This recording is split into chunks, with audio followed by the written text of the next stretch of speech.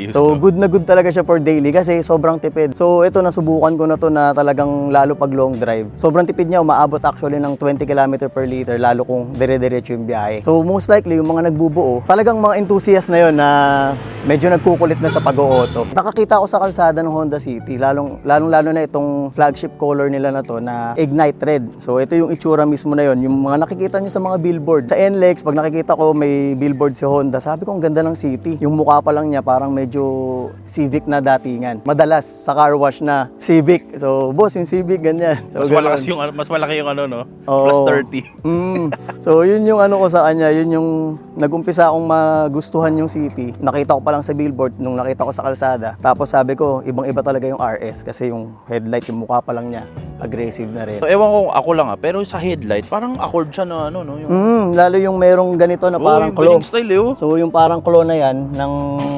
headlight ng RS variant. So, iba-iba nga pala ang itsura ng headlights ng City. S variant and then yung mid variant na V and then ito yung RS. So yung S and V, pareha sila ng headlight. Sa top of the line na RS, yun lang siya na iba, which is naging ganyan. Sa S and V variant naman, actually meron siyang projector. So kung familiar kayo doon sa may bilog na napapalitan mo ng LED yung bulb, so ganun siya. Ito, built-in na yung LED niya ng RS variant. So hindi mo mapapalitan to ng LED. So ganyan na ganyan na lang siya. Oo. So paano mo palalakasin yung ilaw mo? Walang way actually. So, kung ano na yung buga niya, yun na yung buga niya talaga. Pero malakas naman siya. Actually, malakas naman siya as long as yung tint mo.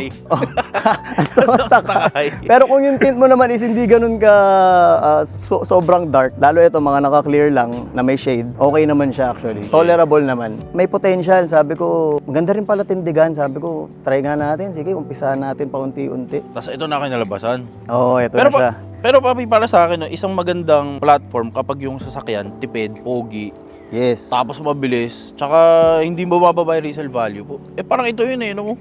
Actually, kaya rin ako nag-Honda. Sabi ko, in the future, sabi ko, kung magpalit man ako, maganda pa rin yung resale value niya. So, nakuha mo na yung experience ng Honda. Plus, yun nga, yung pag-resale mo siya in the future, meron pa ring value, hindi basta bumababa, unlike na kumbaga no offense sa ibang brands. Normally sa market, aminin natin medyo yung si Honda, medyo ganun talaga yung presyo niya. Matagal siya bumaba, Oo. no? Kahit yung mga Jazz GE, up to now, ang presyuhan, nasa 400 pa parang rin yung 5 iba. years ago, ganun na yung bentahan. Oo. So, yun ganun yung pa rin isa. ngayon eh.